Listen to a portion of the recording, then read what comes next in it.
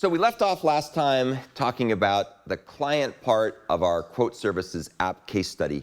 And what we're going to do now is we're going to kind of wrap up by talking about the client test driver, which will exercise all the different features and also measure the performance of the different operations. So this naturally will start by sending get and post requests from the client to the gateway, which then forwards things on appropriately to the relevant microservices that we see here. And you can get this in the EX4 folder, EX4 project, in my web MVC folder, in my live lessons GitHub repository. So now we're back in the IntelliJ project itself, and we're going to look at the quote driver class. And this class is a Spring Boot application. It's not a Spring Boot test because we need to actually run the various microservices in the back end. So let's start off by just running those things. We go run microservices and click start. And if all goes well, which hopefully it will, it'll launch it. And you should be able to see these things showing up here as soon as it gets done building. I'll wait a second while it starts building things in the background. And you'll see here that it starts up. First, it starts the Eureka application, and that'll come up here pretty quick, hopefully. And then it starts the Zippy application. That's the one that has the database in it. So I start that one second, just because it takes a little bit longer to start. Then we have the gateway application start up. And basically, as long as the Eureka application starts first, the other ones can kind of start up in whatever order they need to. And at this point, we've got all the different microservices running. So we've got a total of 4 microservices running. And it's instructive to kind of look and see what they do. You can see that they're registering themselves at certain ports. So this is at port 9100. The Zippy application is at port 9101. The gateway application is registered at port 8080. That's really the only one that's, quote, visible to the client, although we could access it through other ways because I'm just doing this on my local host. And here you can see the Eureka application, which is starting up.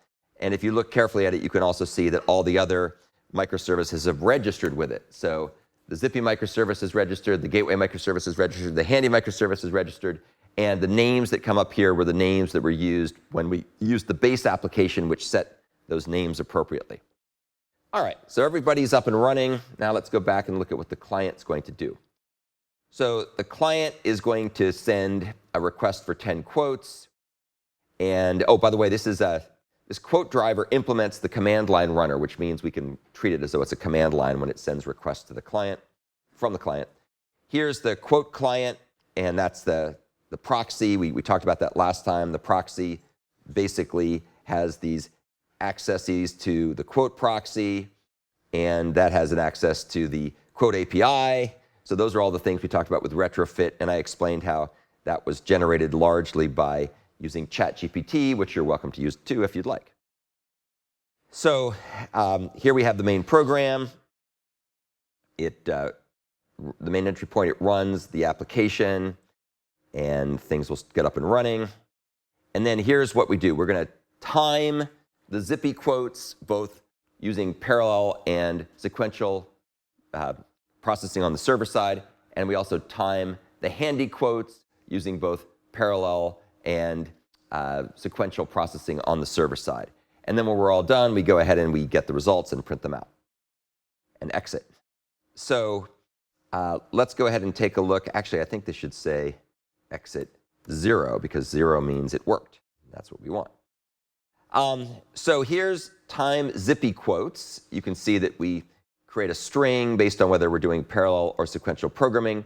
And we wrap this with a call to run timer. If you recall, run timer will go ahead and invoke this method call and then keep track of how long it took to run. And it's going to store that in the map with the name, either parallel or sequential Zippy quotes. And then we're going to display whether we get back what we expect. It's kind of a little sanity check here. And we should get back 10 of these things when we do this particular approach, where we go ahead and get the quotes that we want. We'll look at what that method does in a second. Then down here, we make a list of common words that occur in Zippy, the pinhead quotes, like yow, which occurs all over the place, and laundry, and fun, and pinhead, and so on.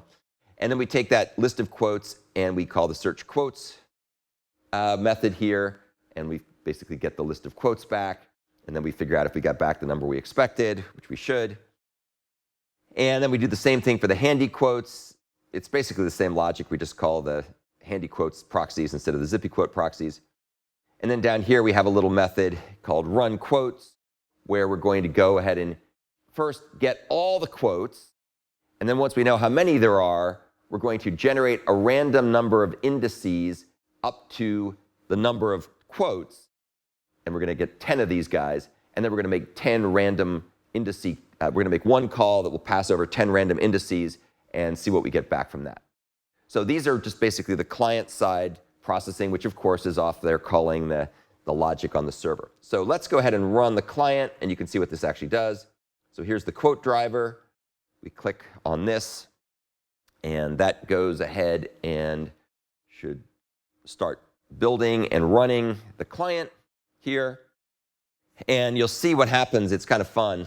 We'll take a look after it starts running. But basically, we succeeded. The services worked as expected. We received the number of quotes that we expected in all the cases, which is good.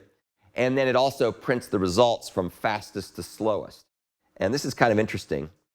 So interestingly enough, the sequential Handey quotes was the fastest. And that's just because there's not that many quotes, so we don't get a big boost from parallelism.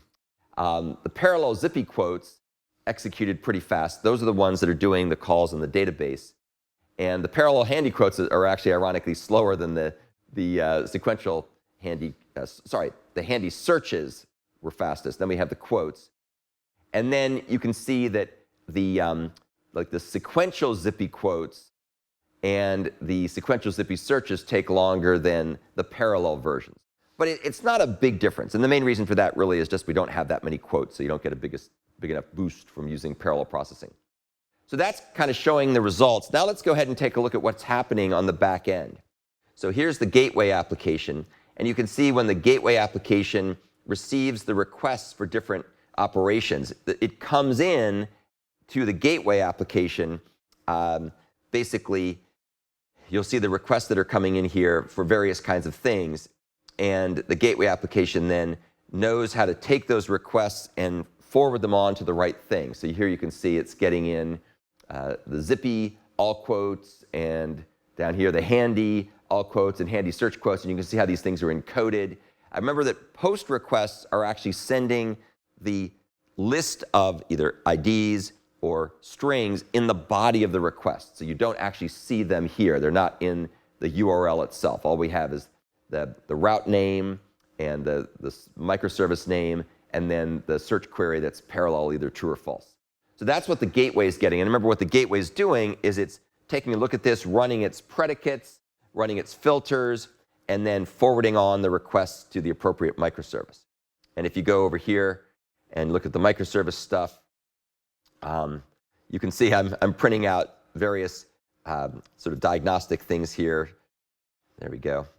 So this is basically showing what's going on under the hood when we're doing the various calls using the database mappings to go ahead and find the matches and so on. And this would only really make sense if you knew the details of how Hibernate worked, but that's what it's doing under the hood. And here's the Handey application. And you can see that the Handey application is printing out some diagnostics as well, basically showing what's matching. I could turn this stuff on and off, but you can see it's basically doing matches to see whether things match. These are basically the matching that's taking place in the implementation. So that's kind of showing you what's happening in the back end of this stuff. And then, of course, we get the results back. I don't print the results, but that would be easy enough to do to make the client program print the results. So the thing to remember here, and this is also very relevant for your next programming assignment, the requests from the client are going to the gateway. The gateway is using the Eureka microservice to figure out which of those requests need to go to which of the microservices that are registered in the back end. Then they're forwarded to the back end. The back end does its work and then sends the results back. And you can see essentially how the Handey microservice uses just good old Java programming with a list stored in memory, whereas the Zippy microservice uses the Hibernate database and the Java persistence architecture, the Jakarta persistence API, or whatever they're calling it these days. So that's the walkthrough of the client, and now you can kind of see how all the different pieces come together.